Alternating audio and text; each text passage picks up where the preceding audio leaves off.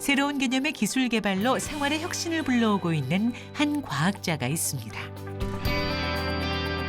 피부처럼 늘어나고 자가치유가 되는 반도체를 이용해서 인체의 일부처럼 활용할 수 있는 전자기기를 개발하고 있습니다. 인간의 피부를 모사해 무궁무진한 가능성을 보여주는 이것. 이게 바로 세계 최초로 피부처럼 늘어나고 자가치유가 되는 반도체로 만든 전자피부입니다. 차세대 기술에 도전하고 있는 오늘의 주인공을 만나봅니다. 학문과 평화의 학풍과 전통을 이어온 한 대학교. 역사적 전통을 자랑하는 이곳에 한 회글글 연구가 진행되고 있다는데요. 얇고 신축성 있는 반도체로 전자피부를 만드는 것이 주요 연구입니다. 저희가 개발한 자가치유 소재에 추가적인 첨가물을 집어넣어서 자가치유 능력이 얼마만큼 개선되는지를 확인하고 있습니다. 늘어날 뿐만 아니라 손상을 가했을 때도 원래대로 되돌아올 수 있는데요. 상처가 났을 때 자연스레 아무는 사람의 피부처럼 잘린 반도체도 시간이 지나면 자연스레 붙게 됩니다. 네, 이미 잘랐다가 다시 붙여놓은 이후부터 자가치유가 시작되었고요. 하룻밤만 지나면 스스로 자가치유가 완료됩니다. 눈에 보이지 않지만 이미 시작된 자가치유. 약 12시간이 흐른 후 상온에 뒀던 반도체를 다시 꺼내봤는데요. 끊어졌던 부분이 거짓말처럼 붙은 모습 보이시나요? 잘랐던 샘플인데요. 보시는 것과 같이 잘렸던 라인은 보이지만 이렇게 구부려도 그리고 살짝 당겨도 이제 다시 손상된 부위가 떨어지지 않습니다. 아무런 후처리 없이도 원상태로 돌아온 반도체는 놀라운 회복력을 자랑하는데요. 얇은 고분자 필름에 2.5g의 자석 17개를 연속해서 달아봐도 찢어지지 않는 모습 보이시나요? 유연하면서도 탄탄한 인간의 피부를 그대로 재현한 거죠. 스스로 자가치유한 후에는 겉 표면에 상처의 흉터처럼 조금의 흔적은 남아 있지만 내부적으로는 분자 단위로 자가치유 결합을 하고 있어서 다음과 같이 이렇게 무게추를 달아도 더 이상 상처가 떨어지지 않습니다. 신축성 있는 반도체를 이용해 전자피부를 만들면 첨단 기술을 필요로 하는 다양한 분야에서 활용될 수 있는데요. 보시는 것과 같은 자가치유 소재를 반도체 소재와 복합화하여 보시는 글라스와 같은 AR 글라스를 목표로 디스플레이화할 수도 있습니다. 특히 AR, VR 등의 가상현실 구현에 활용할 수 있는 기술로 평가받고 있습니다. 사람의 피부에 부착하면 전자피부가 몸의 움직임에 따라 늘어나고 줄어들기에 형태의 제약이 없다는 장점이 있기 때문입니다.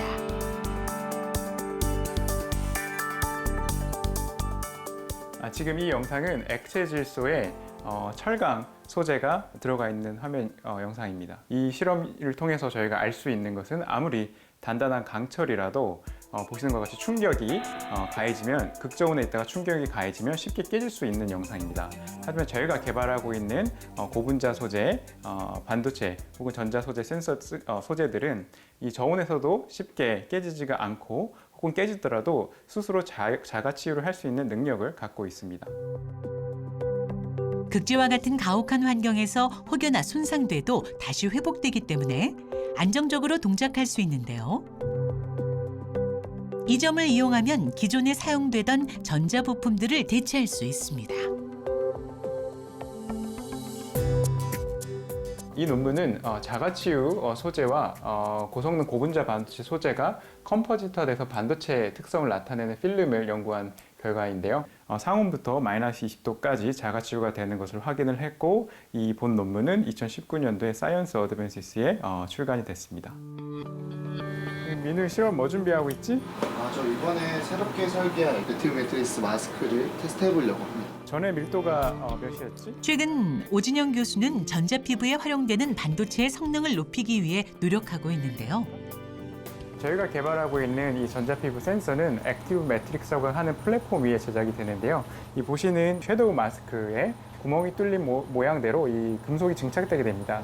이 금속 증착 자체가 이 센서의 기판이 되고요. 이 단일 면적당 많은 이 센서의 개수가 있을수록 고성능의 전자피부 센서라고 얘기할 수 있습니다. 그리고 이 단계가 전자피부 센서를 만드는 첫 번째 과정이라고 생각하시면 됩니다. 반도체 회로가 작동하려면 전기가 통하는 길이 형성되도록 금속을 입혀야 하는데 오진영 교수는 은에 주목했습니다. 이것은 순도 99.99%의 은입니다. 전극 증착 소재로 은을 사용하고 있는데 정량적으로 은을 계량하기 위해서 지금 저울에다가 무게를 재고 있습니다. 제작을 하기 전 가장 먼저 사용할 은의 무게를 보다 정확하게 재야 한다는데요. 정확하게 0.7g 정도를 저희가 보통 기판 4개를 증착할 때 사용하게 되는데 비싸서 이렇게 막 무게를 재는 거예요? 아니요. 일반적으로 학계에서는 전극 소재로 금을 많이 사용하고 있는데 그거에 비해서는 굉장히 싼 속에 속합니다. 근데 어쨌든 이 양적이라는 게 실험 데이터에 좀 영향을 미칠 수도 있기 때문에 최대한 이렇게 정량을 유지하면서 실험을 하려고 하고 있습니다. 오진영 교수는 진공 챔버를 이용했습니다. 먼저 반도체 회로를 만들기 위한 장치를 챔버 안에 넣고요. 은을 끓여서 고분자 필름 위에 얇게 쌓는 방식입니다. 텅스텐 보트 위에서 대략 2100도 이상으로 끓이게 되면 이 은이 수증기화되어 기화되어 이 표면으로 증착을 하게 됩니다. 은을 고온에서 끓이면 기화되면서 달라붙게 되는 원리라고 합니다. 이 장치는 약 10-6승 토르 정도에서 금속을 증착시키는데요. 이게 어떤 정도의 진공 상태냐면 대략 축구장 10개 넓이에 먼지 하나 있는 정도의 진공 상태라고 보시면 됩니다. 진공 상태이기에 오염물질 없이 순수한 은이 달라붙을 수 있는 거죠. 보트가 지금 열을 받아서 은이 녹였거든요. 여기 가운데 지금 이렇게 있는 거잖아요. 이게 은 방울이에요.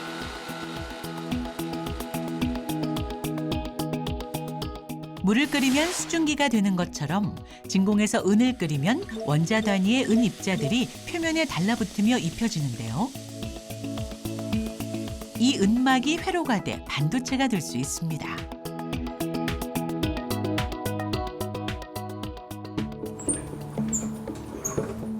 이때 은 입자가 입혀진 늘어나는 반도체는 어떤 모습일까요?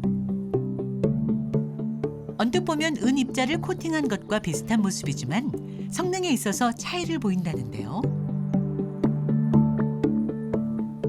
저희가 증착한 마스크 패턴대로 이렇게 전부 증착이 잘 된 걸 보실 수 있습니다.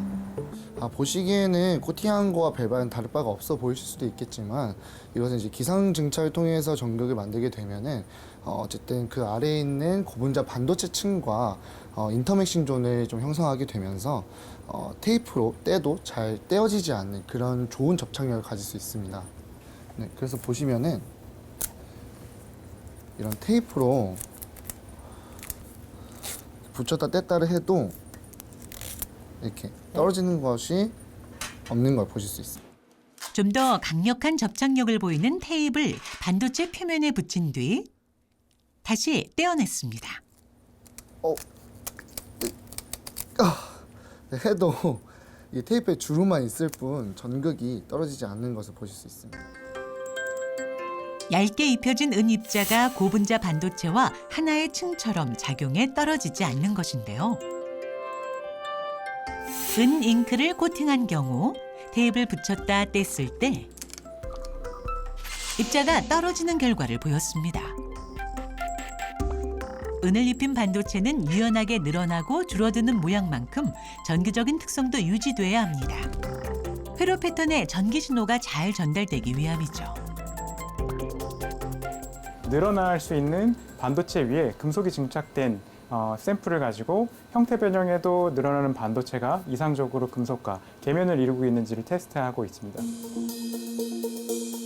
늘어나기 전과 후 전기 저항값을 비교해 볼 텐데요. 저항값은 낮을수록 전기가 잘 통하는데 늘어나도 큰 변화가 없다면 전도도가 좋다는 것을 의미합니다. 20옴 정도 나오고 있습니다. 아까 10옴 정도대였던 거와 비교했을 때는 거의 동일한 수치라고 볼 수 있습니다. 형태 변화에도 저항값이 크게 증가하지 않았는데요. 네, 이 정도 수치면은 전 세계에서 기록된 연신이 가능한 금속 전국에서 최상위권의 성능이라고 말씀드릴 수 있습니다. 잘 늘어나면서도 전기적인 특성까지 좋은 반도체의 개발. 세계 최초의 기록을 달성하기 위해 남들이 생각하지 못했던 새로운 접근법이 필요했는데요. 그 과정은 결코 만만치 않았습니다. 저희가 처음부터 은으로 이 전극을 사용했던 건 아니고요. 원래 이 분야에서 잘 알려진 금 전극을 이용해서 처음에 시도를 했었는데요. 이 금이 반도체와의 계면이 가장 낮은 금속 소재로 알려져 있기 때문에 금을 사용했었습니다. 하지만 은은 이 계면의 장벽이 매우 높아서 만약에 소자를 작동시킨다면 금은 배터리가 하나면 되는데 은은 두세 개가 필요하고 두세 개가 사용됐음에도 성능이 매우 떨어지는 특성이 보였기 때문에 은을 사용하지 않고 있었습니다. 그러나 코로나19로 금값이 폭등하는 바람에 기존에 많이 쓰이던 금을 계속 사용할 수는 없었습니다. 재료비에 대한 부담감으로 실험을 진행할 수 없는 나날이 이어지자 오진영 교수는 돌파구를 찾아야 했죠. 네, 아무래도 이제 제가 학교 온 지 얼마 안 됐을 때였고요. 그리고 연구실이 셋업이 조금 되어지고 있던 상황이었어가지고 많은 고민이 있었던 시기였습니다. 금보다 저렴한 은을 사용하자 의외의 결과를 발견했습니다. 네, 어떻게 보면 차선으로 선택했던 소재가 최상의 성능을 보여주게 된 결과입니다. 지도 교수의 도움으로 미 스탠포드 대학교에서 박사 후 연구원을 하게 된 오진영 교수. 이 분야에서 최고라 불리는 제난바오 교수의 연구팀에 합류하게 됩니다. 전 세계에서 가장 연구 잘한다는 프레시 닥터들이 온다는데 내가 거기서 어떻게 그들과 같이 섞여서 좋은 연구 결과를 낼 것인가. 그리고 마지막으로 저를 여기에 이렇게 보내게 많은 노력을 해주셨던 지도 교수님의 누가 되지 않기 위해 얼마나 많은 노력을 해야 될까라는 부담감이 제일 컸죠. 때론 동료들과 협업하고 때론 혼자 몰두하며 연구했던 유학 시절. 그 경험을 바탕으로 연구 내용이 세계 최고 권위학술지 네이처의 제1저자로 실리기도 했죠. 가보로 남겨둬야 될 것 같아서 구매를 한 네이처 잡지인데요. 이 연구가 사실 제가 지금 하고 있는 연구의 시초가 됐던 연구인데요. 전 세계적으로도 제일 처음으로 반도체가 피부처럼 늘어도 나고 스스로 치유가 될 수 있는 반도체를 처음으로 개발한 내용입니다. 현재는 다양한 분야에서 활용하기 위한 또 다른 연구도 진행 중입니다.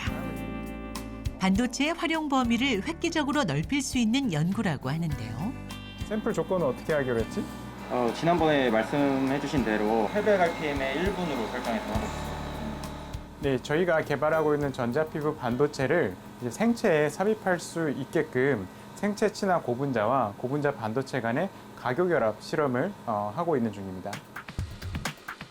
늘어나는 반도체에 고분자 소재를 섞어 인체에 활용되는 물질을 만들기 위해서는 실험 공정에서 작은 것 하나도 신경 써야 한답니다. 아무래도 그 의료공학 쪽으로 사용되는 물질을 개발하려고 연구하고 있기 때문에 좀 외부 환경으로부터 오염을 방지하기 위해서 질소로 채워진 글러브 박스 내에서 좀 제조 과정을 진행하고 있습니다. 용액 상태로 존재하는 반도체 혼합 물질은 필름으로 만들어야 사용할 수 있는데요. 이때 용액을 고속으로 회전시키면 얇은 방막을 형성할 수 있게 되죠. 생체 친화 고분자는 인공 관절이나 인공 디스크에 활용되는 고분자 소재로 추후에 우리 기관을 대체할 수도 있는 소재로 주목받고 있습니다. 늘어나는 반도체라는 획기적인 기술을 선보인 오진영 교수. 우연한 기회로 시작됐지만 미래를 내다보고 노력했기에 구현 가능했습니다. 그는 이제 과학자로서 전자피부가 그려갈 새로운 세상을 준비하고 있습니다. 과학기술은 항상 발전하고 있고요. 그 발전된 과학기술을 담을 수 있는 다양한 요구 조건들이 합쳐진 새로운 패러다임을 끌고 와야 되는데 저는 그 패러다임을 위한 소재 중에 하나가 차세대 반도체라고 생각합니다.